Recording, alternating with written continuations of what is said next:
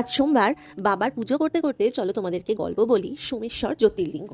একসময় চন্দ্রদেব, যার আরেক নাম সোম, রাজা দক্ষের ২৭ কন্যাকে বিয়ে করেছিলেন। কিন্তু তিনি সেই ২৭ জনের মধ্যে সব থেকে বেশি ভালোবাসতেন শুধুমাত্র রোহিণীকে।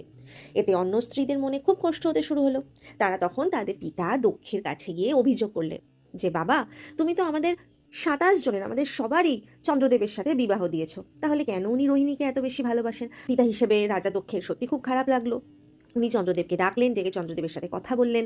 চন্দ্রদেব বলে, হ্যাঁ সত্যি তো আমার এটা ভুল হয়েছে, আমার ২৭ জন স্ত্রীর প্রতি তো কিছু দায়িত্ব আছে, আমার সবার প্রতি সেই দায়িত্ব পূরণ করা উচিত। কিন্তু যে কে সেই। এবারে আবার তারা গেলেন পিতার কাছে। তখন উনি রেগে গিয়ে চন্দ্রদেবকে অভিশাপ দিলেন। বললেন, তোমার জ্যোতি ও শক্তি ধীরে ধীরে ক্ষয় হয়ে যাবে। যেই না অভিশাপ দেওয়া, সাথে সাথে তো চন্দ্রদেবের আলো ম্লান হতে শুরু করলো। ধীরে ধীরে ধীরে ধীরে সেই আলো, সেই জ্যোতি কমতে শুরু করলো। দেবতারা, ঋষি মুনি সবাই ভীষণ উদ্বিগ্ন হয়ে পড়লেন।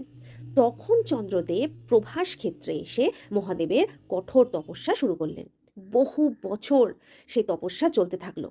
অনেক অনেক বছর কেটে যাওয়ার পর ভগবান শিব প্রসন্ন হয়ে আবির্ভূত হলেন। তিনি বললেন, দক্ষের অভিশাপ তো আমি পুরোপুরি দূর করতে পারবো না, কিন্তু তুমি প্রতি মাসে ক্ষয় হবে, আবার পূর্ণজ্যোতি ফিরে পাবে, এইটুকু আমি তোমার জন্য করতে পারি। চন্দ্রদেব কৃতজ্ঞতায় সেই স্থানেই একটি শিবলিঙ্গ প্রতিষ্ঠা করলেন। যেহেতু সোম অর্থাৎ চন্দ্র, তাই মহাদেব সেখানে পরিচিত হন সোমনাথ নামে, অর্থাৎ চন্দ্রের নাথ। এইভাবেই গুজরাটের প্রভাস পাটনে প্রতিষ্ঠিত হয় ভারতের প্রথম জ্যোতির্লিঙ্গ, পবিত্র সোমনাথ জ্যোতির্লিঙ্গ বা সোমেশ্বর জ্যোতির্লিঙ্গ।